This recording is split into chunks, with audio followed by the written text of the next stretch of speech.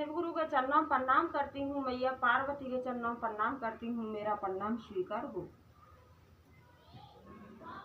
आइए, आप सबका कमलेश भक्ति चैनल पर स्वागत है। मैं आपको एक शिव चर्चा सुनाने जा रही हूँ। एक गांव था, तो उस गांव में एक अनपढ़ आदमी रहता था, जैसे गंवार आदमी रहता था। उसके अंदर दिमाग भी नहीं था। तो वो एक दिन और गया, शिव जी के मंदिर में गया, शंकर जी के मंदिर में गया, और वहाँ जाकर के पुजारी जी से कहने लगा कि पुजारी जी, मुझे कोई ऐसा कोई मंत्र मुझे बताओ कि मैं उस मंत्र को याद करूं और उस मंत्र लेने से, जाप करने से, और मेरा मांड सही हो, मेरा मांड सही हो। इसी तरीके से तो पुजारी जी कहने लगे, मंदिर के जो पुजारी थे, पुजारी जी कहने लगे कि देख गंवार भाई,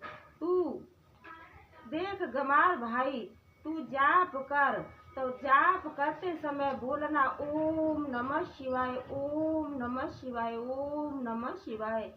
ये मंत्र भोले जी का मंत्र, शंकर जी का मंत्र, और जो सब कष्ट दूर करता है। और जितना तू परेशान है, तेरी सारी परेशानियां दूर हो जाएंगी।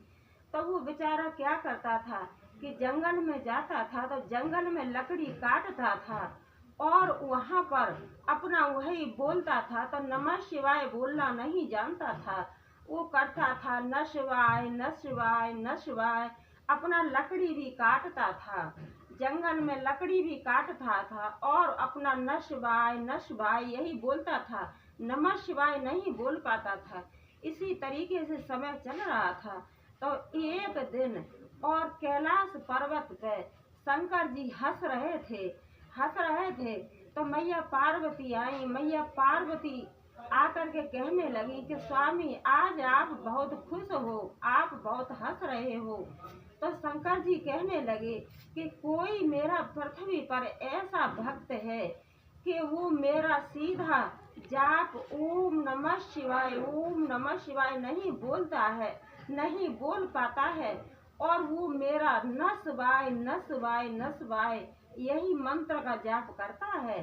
तो मैं उसे मिलने के लिए पृथ्वी लोक जाऊंगा। तो पार्वती से और शंकर जी कहने लगे कि वो भले ही नमः शिवाय में और नस्वाय में कुछ भी अंतर नहीं समझता हो, नाम तो मेरा ही है। नमः शिवाय कहेगा फिर भी वही मेरा नाम है, और न शिवाय बोल रहा है, वो भी मेरा नाम है। जैसे भी वो मेरा भक्त और मेरा नाम ही ले रहा है। तो मैं अपने भक्त से और पृथ्वी लोक पर मिलने के लिए जाऊंगा। तो मैया पार्वती कहने लगी कि स्वामी, आपके साथ हम भी चलेंगे, आपके भक्त को हम भी देख कर आएंगे। तो वो गई मैया पार्वती और जो है शंकर जी दोनों गए। वही जंगल में पहुँचे तो जो गंवार आदमी था, अनपढ़ था, वो बेचारा लकड़ी काट रहा था, और जो वही बोल रहा था नस्वाय। तो मैया पार्वती और जो धीरे धीरे उसके पास, लकड़हारे के पास पहुंची, और शंकर जी उसी जंगल में किसी झाड़ी के पीछे और छिप गए थे। मैया पार्वती वहां पहुंची और कहने लगी लकड़हारे से कि तू भाई किसका जाप कर रहा है, और तूने कभी भगवान देखे हैं भगवान तूने?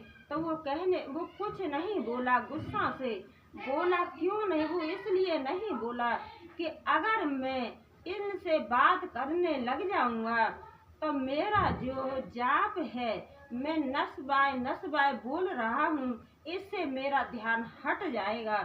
तो वो जो 2-4 बार और मैया पार्वती, तो पार्वती मैया तो रही नहीं, उन्होंने एक लेडीज का रूप धारण किया और उससे फिर पूछने लगी, कहने लगी कि ये लकड़हारे, नस्वाय तू किसका नाम ले रहा है, किसको जप रहा है? तो वो लकड़हारा था, वो कहने लगा, गुस्सा में आ गया और कहने लगा कि मैं तो नाम किसका ले रहा हूँ, मैं नाम ले रहा हूँ, तेरे पति का ही नाम ले रहा हूँ। यही कहा तो मैया पार्वती एकदम से सनक गई, अचानक हो गई कि इसने लकड़हारे ने तो हम दोनों को पहचान लिया। तो इतनी बात शंकर जी ने भी सुनी। तो मैया पार्वती कहने लगी कि लकड़हारे तू बता कि मेरा पति कहाँ है। तो वो गुस्सा से कहने लगा, जो लकड़हारा था उसके अंदर दिमाग तो था ही नहीं, वो गुस्सा से कहने लगा कि तेरा पति तो इस जंगल में छिप रहा है, इसी जंगल में है तेरा पति। तो शंकर जी भी समझ गए कि इसने लकड़हारे ने तो हम दोनों पति और पत्नी को पहचान ही लिया। इसी तरीके शंकर जी और निकल करके उसी लकड़हारे के पास आए और मैया पार्वती अपने रूप में प्रकट हुई और शंकर जी भी अपने रूप में प्रकट हुए। दोनों ने दर्शन दिए।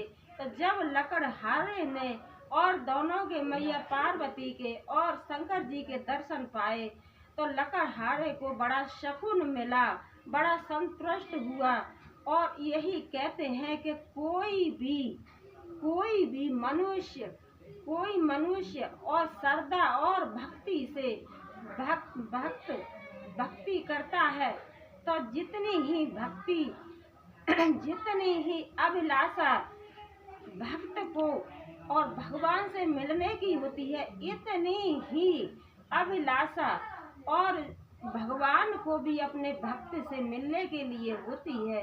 तो यही कहते हैं कि श्रद्धा और भक्ति से भगवान का पूजा पाठ करना चाहिए, प्रभु की चर्चा करनी चाहिए।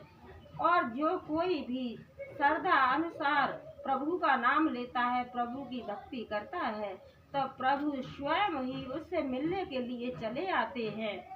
बोलो हर हर महादेव।